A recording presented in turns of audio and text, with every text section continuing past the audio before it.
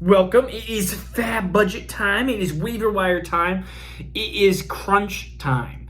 All right, I'm Marcus with Dynasty Football Dads, and we are going to be doing waiver wires for this upcoming week. And so my number one waiver priority is actually probably going to surprise you, and it is definitely not who you think. Trust me.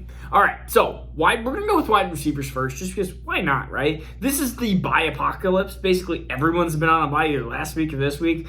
It's wide receivers that I'm going to be looking for, and it's going to be a couple over here, but one is Amon-Ra St. Brown. I mean, you look at him and Mr. Raymond over there at Detroit. I think Amon-Ra St. Brown has better talent.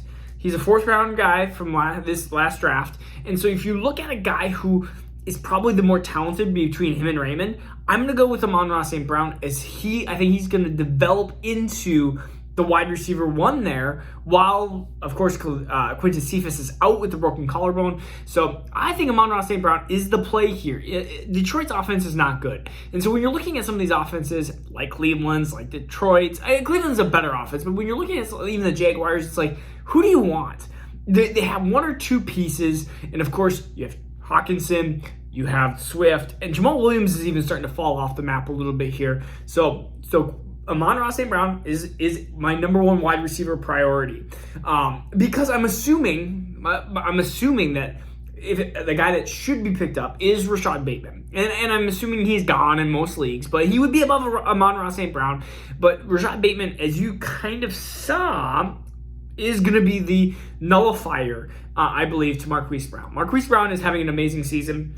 Should have caught a touchdown last week even, but I think Rashad Bateman is going to take enough targets away from Marquise Brown that's just going to be frustrating. Now, he has to stay healthy. He's been hurt and a soft tissue injury. So when you have a soft tissue injury, you are more likely to have that injury reoccur into the year. Again, fab budget, you're talking about Amon-Ra St. Brown, a couple bucks. Rashad Bateman, I mean, I would probably put $15. I mean, running backs are going to be going for more money, and so that's what you have to look at here. We're going to go through running backs, and I'm actually going to give you, I'm assuming Khalil Herbert was picked up because you know he's the starting running back. So we have to kind of get into the thick of it. All right, so Ramondre Stevenson. And Ramondre Stevenson's not my number one pickup. He is probably like my number third pickup. He's, again, like probably a $5 to $10 pickup. But again, a pickup that is worth it because he did run some routes. He made some mistakes in pass blocking. If you saw that, Bill Belichick was not too happy with that. But again, got a touchdown. I think Damian Harris is going to be the guy. But if you're talking about a B guy, like which New England's offense is not the greatest, but a guy that Damian Harris has not been healthy, he's been hurt. Ramondre Stevenson has a chance to be kind of an okay flex considerations at times. I mean, the running backs are getting so thin at this time. I mean, it seems like every week we lose somebody. And if the beginning of the year, if we're talking about everyone's healthy and stuff, you're not talking about Ramondre Stevenson, but you're talking about 10 running backs probably being hurt. Barkley, CMC, Chubb, Hunt, Montgomery. I mean, Damian Williams, but I won't even count him. And it seems like there's probably more that I haven't even thought of that are hurt right now. Cook has been hurt. I mean, you're talking about another running back.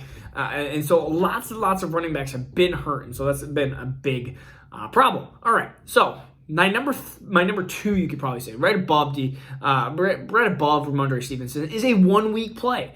And it is D'Ernest Johnson. And you guys are probably going like, oh, who is number one? My number two play is D'Ernest Johnson because he's probably going to be more of the bell cow in this upcoming week. No Chubb, no Hunt. It is Thursday Night Football. D'Ernest Johnson is where it's at. But that's about it. He's a 1 week play, and you really have to kind of hope that Nick Chubb's injury is worse than it is. And that's where we lead to number one. Number one, what are we doing? We are doing Dimetric Felton. And I actually did a little short. And let me know if you like the shorts or if you don't like the shorts. And I'm talking about YouTube shorts, not my actual shorts. And so I believe Dimetric Felton is a longer play. I'm talking about at least a 3 week play because I think he's going to be the Kareem Hunt replacement. I could totally be wrong, but if you're talking about a guy who's a pass-catching running back, I mean, he's technically even was drafted as kind of like a running back wide receiver, kind of like the Antonio Gibson when I say Antonio Gibson, I mean the clarification of, is he a running back or wide receiver type? Because Antonio Gibson had a ton of receptions when he was in college as well. And so Dimetric Felton was like, okay, well, is he going to translate to be kind of a wide receiver? And they even said in training camp, he's playing out of the slot and stuff. Dimetric Felton is going to be the Kareem Hunt replacement, in my opinion. And I'd rather have that. And we don't know how bad Kareem Hunt's injury is. It's a minimum of 3 weeks, but I mean, it looked bad enough where it could be a 5, 6, 7 week injury.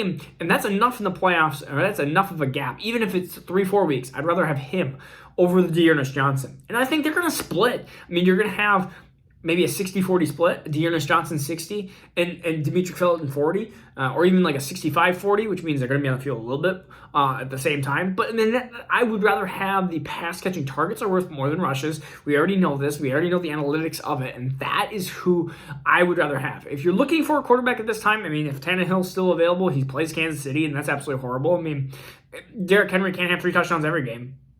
Or can he? Well, he has it 43% of the time. I mean, so the other 57% of the time, you're hoping Tannehill does something. And he ran it in for one. But you're thinking Kansas City, again, I'm doubling down. Taylor Heineke did not have a good game. But Terry McLaurin got hurt. Antonio Gibson was hurt as well. He had a shin injury. So, by the way, that leads me to J.D. McKissick. If J.D. McKissick is even close to available, he would be above any of these running backs. So just kind of a note. But he's usually gone as well. So, the next player I would choose is Matt Ryan. I believe Matt Ryan is a okay quarterback, and you don't have to worry about the bye week because he just had the bye week. So it's kind of nice to have that. But I mean, if you talk about Matt Ryan, he's starting to heat up, in my opinion. He's going to have Calvin Ridley back. That would be my big ones. If you're going to be a little bit deeper, I would Trevor Lawrence has been okay lately. So why not, right? I mean, if you really need a deeper quarterback. At tight end, Ricky Seals-Jones. You saw what he did as the Washington replacement to Logan Thomas. So he would be a high consideration to being the number 1 tight end pickup. And I even talked about that last week as well, that Ricky Seals-Jones was an option. And there is not much else out there. There is not much else. It is thin pickings. So just good luck. Good luck. All right. So if you want defense or kicker streams or whatever like that, I mean, I don't know why kicker streams, but if you want defensive streams or anything like that, just comment below, and I'll give you some. If you give me some availabilities, I'll tell you which ones to pick up. If there's any other waiver ideas or fab budget issues or questions. Oh, by the way, I didn't even say a number for Dimetric Felton and Dearness. Dearness, again, $10-15. Dimetric, $25. $25. That's what I want. All right. This is Marcus. Thanks for the best. See you tomorrow. Now turn up.